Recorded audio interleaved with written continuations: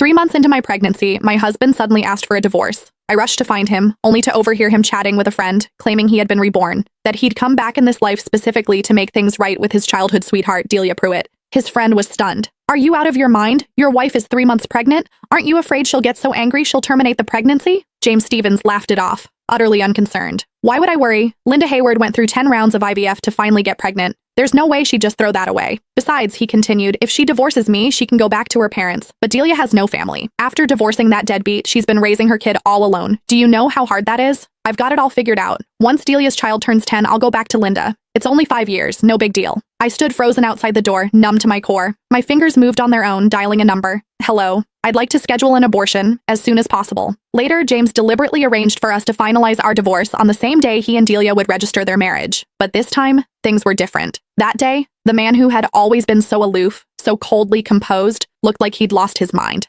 His eyes locked onto my flat stomach, his voice cracking with something close to hysteria. "Where's my child? Where's our child? You promised me you wanted to have a baby with me. Linda, are you sure you want to go through with this? After everything you went through for this baby?" My mother's voice broke over the phone and guilt twisted in my chest. She had been the happiest person in the world when she found out I was pregnant. She knew what it had cost me, a full year of choking down bitter herbal medicine, 9 failed IVF cycles. It wasn't until the 10th attempt that I finally conceived. The moment the test results came back positive, my mother had wept with joy. She believed that with a child, James and I would finally settle into a real marriage, that he would step up, become a responsible husband, learn to put family first. But today I realized how terribly wrong we had both been. The phone rang, sharp and insistent. I answered mechanically. James's voice cut through, cold and harsh. "Linda, how much longer are you going to drag this out? Even if I can't divorce you while you're pregnant, the moment that baby is born, I'm filing immediately. And let's be real, raising a child costs money. You've done nothing but sit at home since we got married, eating my food, spending my money. All you do is a little housework, that's it. No one's going to want a woman who just gave birth and comes with a brat attached. You have no income, no prospects. When the time comes, you won't get to keep the child. You won't get to keep me. You'll have nothing." Every word dripped with contempt. He reduced everything I'd given to this marriage, every sacrifice, every exhausting day, to nothing. And he called my baby a brat. It felt like a blade dragging across my heart,